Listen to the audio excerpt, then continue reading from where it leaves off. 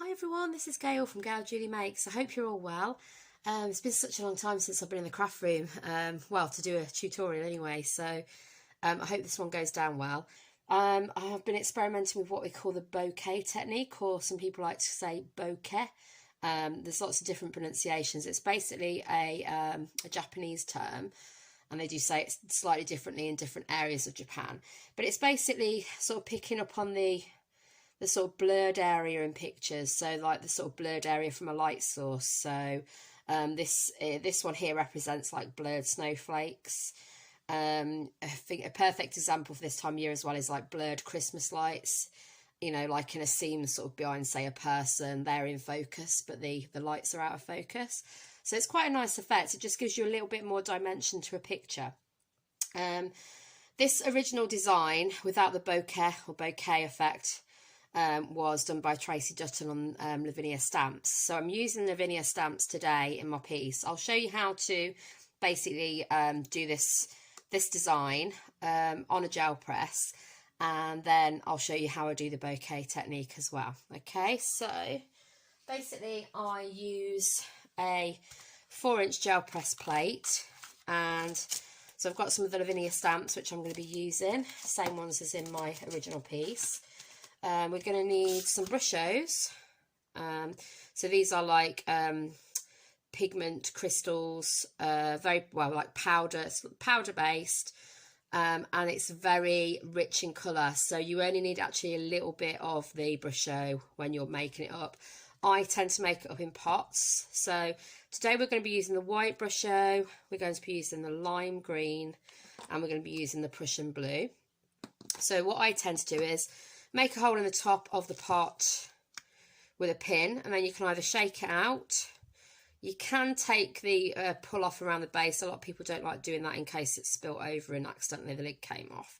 So, but I don't mind doing that because sometimes I like to get like the end of a spatula and dip it in to get the powder out, pop it in my pot, mix it up with water.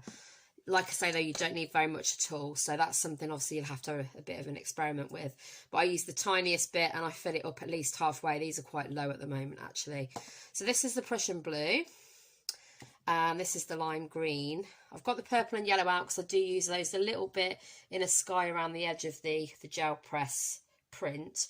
And then I'm going to be using shaded lilac as our base on our gel plate. So I've got the white Brusho in there. The white didn't mix up as well, but it seemed to work fine, so I'm not going to worry about that too much at the moment. And then I've got some 6-inch card. So what I'm going to do, get my plate out. Okay, and I've got 2 pieces of the 6-inch card, purely because, well, I probably won't need to on this one actually, but if you're using your gel plate and you're placing a piece of card on top, I use that as a guide underneath to make sure it's in the middle. However, what I'm going to do with this one, so I'm going to put it on an acrylic block like this so I can actually just lay it onto the card. So we probably won't need to in this case. Depends how you want to do it. You might not have it on an acrylic block, so you might just put your card on top. I'm going to go through this fairly quickly then because, you know, I don't want this to be a really long video, and I want it to mostly be about the bokeh technique. But it's nice to use Brushos. If you haven't used Brushos on your gel plate before, they're really effective. So what I'm going to do then is I'm just going to ink up the gel press, or the gel plate, with my shaded lilac. So I'm using my brayer, just getting some of that on there. Bit patchy, but that's fine because we're just going to keep going over. So I'm just going to get that onto my gel plate, and I'm just going to keep going over it. I don't necessarily want it to be too dark, so obviously we can get a sheet and just brayer off at the side so we're not got as much ink on there. So I'm just going to make sure I've got the whole of the plate and brayer off. That will be fine. Okay, next job. So put your lid on your ink. So I've got a Distress Oxide particularly because oxides react with water. So this is why, you know, I find you can use a Distress ink, but it might bead up a little bit more. The Distress Oxides are just perfect for that sort of effect. So that's a Tim Holtz Ranger one. And then we're going to need a fan brush. The idea is we're going to flick the Brusho, which is watered down, onto the plate. So I'm going to start off with Prussian blue, and I'm just going to dip it in the pot, and I'm going to tap it off a little bit in the pot, but also on here, so I get a lot of the big blobs off. And then what we're going to do is just flick it onto the top half of our plate. So this is basically going to form a snowy sky, so it's a snow scene. Okay, so I'm just flicking that on.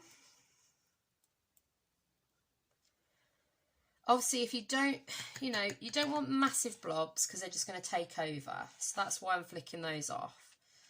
If you don't put very much on there, then you're also just going to have a lot of that sort of shaded lilac that you've just put on in the background. So I'm just going to flick a bit more on there. Then I'm going to give my brush a clean. Not that I've got the cleanest water, but I'm sure other people are better at keeping things like that clean than I am. And then we've got our lime green. So there's our lime green colour.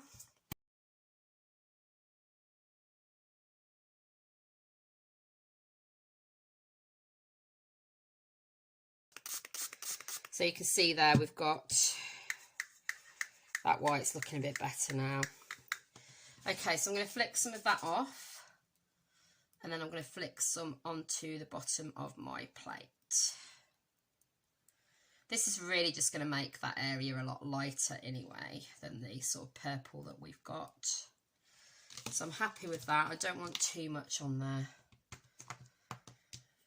Okay, so let's move those over there. So what we're going to do then is we're going to do our but effectively pull what we've just put on the plate. So I'm going to lay out my 6-inch card. Let's move that out the way. And what we're going to do then is we're going to turn our plate around. I'm just going to dry off some bits that are on the edge because I don't want them staying in the card or just spilling off. Okay, right. Yep, so we're pretty much good. So that's what it looks like on our plate at the moment. It doesn't look like much, does it? But if we turn it around, make sure we're getting it lined up. And I'm going for roughly the middle. So about there I'm going to go for. And then I'm going to press it down. So you can see that colour sort of moving around. And you can always sort of tilt it a bit if you can see some areas that you've got some bubbles that you think maybe you want that area covered and it isn't at present. So just tilt it slightly. Right, and then I'm going to pull it off. There we go. So what I'm going to do is just stop that there. I'm just going to dry this off and I'll be back with you. So basically I'll get my stamp onto my block and I'm going to ink it up in the twilight.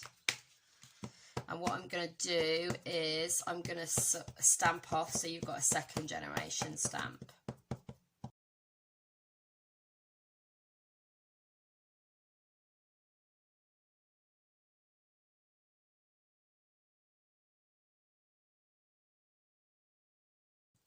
And then obviously, good idea to clean your stamps afterwards, but I don't always do that, don't always have time, a bit naughty, but I think a lot of us are quite similar on that regard. So I'm going to go for the medium and the small in the skeleton trees. So what I'm going to do with these is do Nocturne. So this is going to be the black ink.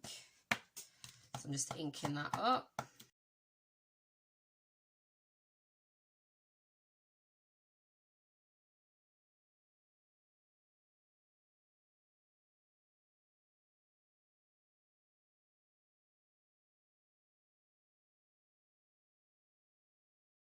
We're going to come in with this and we're just going to do a line across the bottom there just to sort of represent the land meeting the water.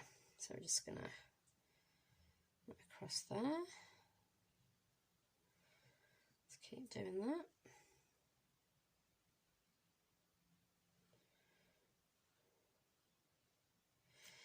And And again, we're going to dry.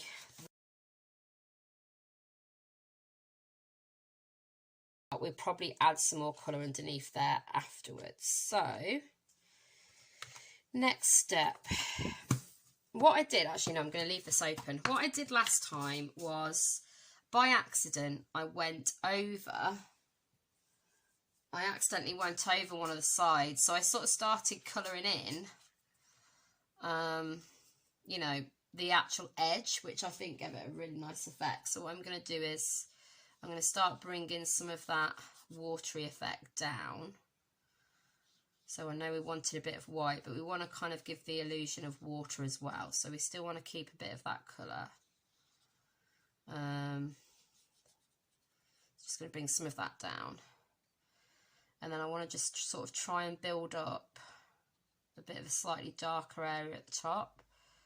So that water that I've just placed down here is a bit lighter. Okay. There we go. So it's starting to get that effect now.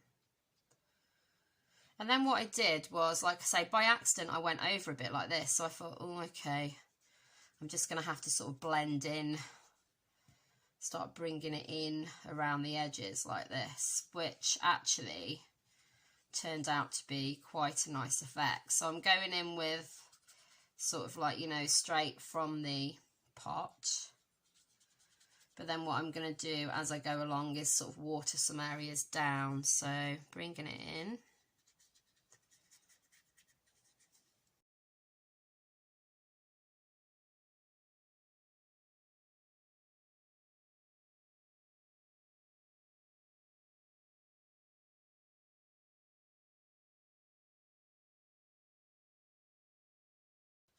And because it's already wet, it's quite nice how it's, you know, forming on there. It makes it look a bit more natural because it's like wet on wet, basically.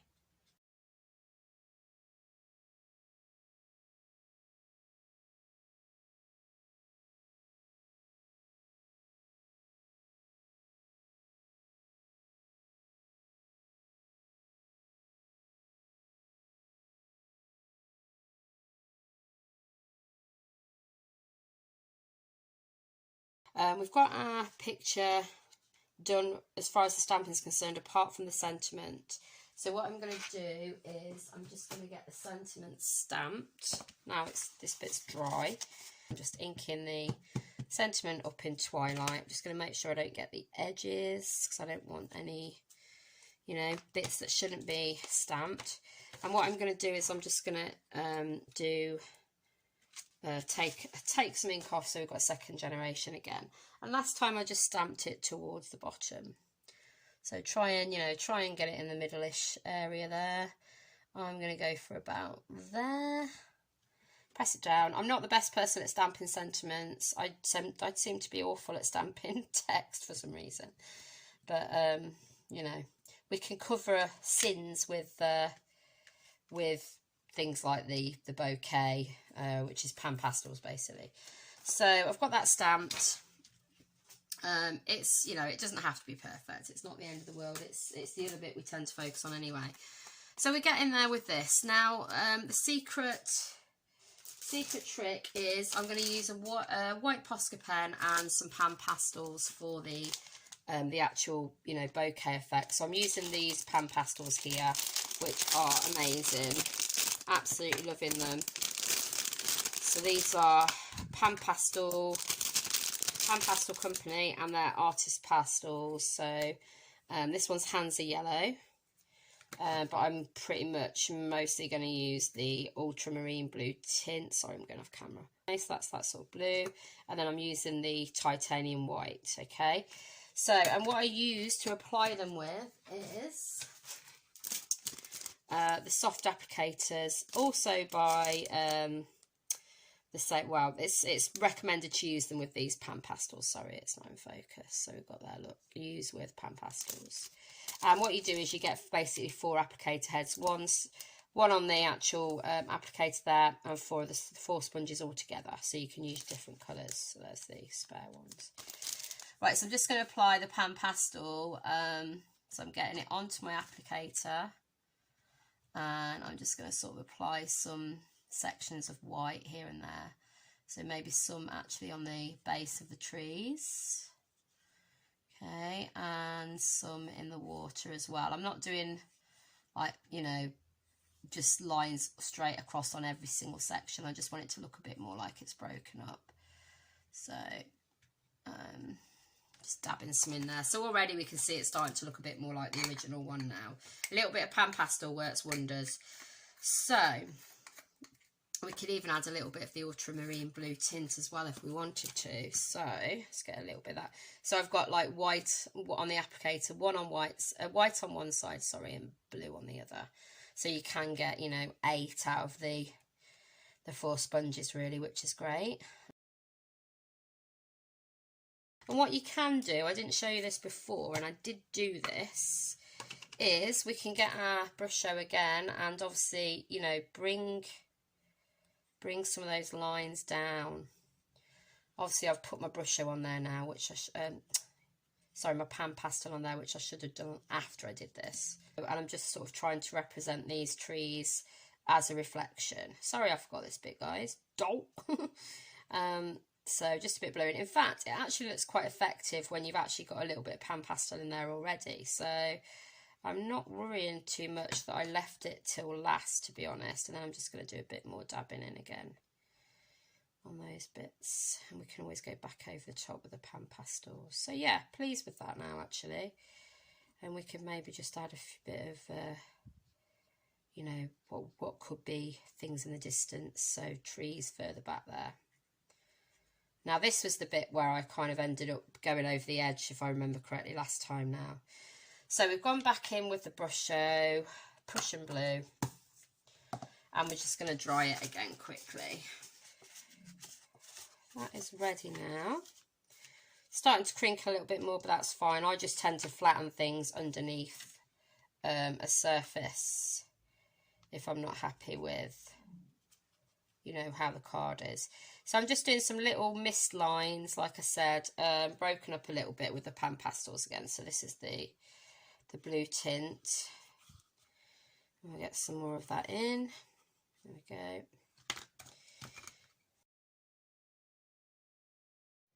Okay, so I've got my stencil. This one I just got in a set. I can't even remember where I got them from now, to be honest. But you know, there's plenty of companies that do circle stamps. So what I'm going to do basically is just lay it down, and the idea is it's good to do overlapping. It's good to do different colours. So I'm just going to get a blue, for example, and I'm just going to go through my stencil with my applicator. And then we'll take it off and we get that nice effect. Okay, so I'm just going to do a few different sizes. Mix up your sizes. Have some coming over the actual, you know, circular area that you had for your gel press. Then it does look like it's, you know, the snow is falling all around. So I've got blue there. I'll do the tiny ones as well. Okay, we'll get some over part of the trees. So I'm just picking out a few areas, and then you can start to see it sort of building up. And I do go in, like I say, with a white Posca pen as well, just to do a snowy effect. So we just keep building. I will whiz this on, guys, because obviously, you know, you don't want to go on. Don't want to watch me do this in normal time, but so basically it's such a simple effect. I'm just picking out colours that I know I've got in my piece. So obviously I know snow is going to be represented by these colours. But if you're doing, for example, do some going off the page as well, guys. You know, we said you might, about the Christmas light effect. If you're doing Christmas lights, obviously your bokeh effect can be all different colours. Because the Christmas, if you're using coloured Christmas lights, then they are all different colours, aren't they? So, you know, think about that sort of thing. Think about what your effect is representing, okay? So this is representing snowflakes. So the blur of them in that you've captured when you've taken the photograph, allegedly. It's not really a photograph, but that's the effect we want. So there's some white. Okay, we'll get some more white in and show you that. So you don't even really need to move your stencil around too much, to be honest, guys. Just, you know, keep going in there, keep finding a new circle. Try and mix them up, like I say, so they're not all the same size.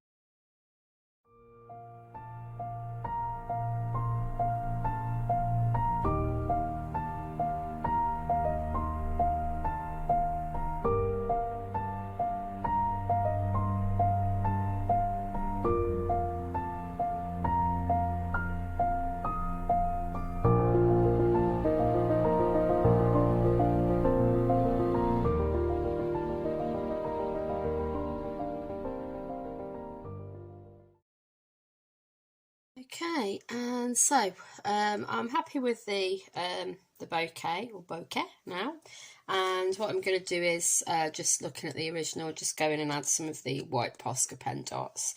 So I pretty much just kept them to the sort of sky scene in the actual picture there. I didn't go around the edges or anything. So we'll just go and drop a few of those in the sky, and then we're done. So obviously just going to do different size dots. So I do hope you've enjoyed this tutorial. I will be doing some more on this technique, you know, for a sort of slightly more abstract gel plate pulls. So, you know, I'm going to use up some of my old prints and show you what you can do with those. So that will be another tutorial a bit further down the line. So just adding those dots in there.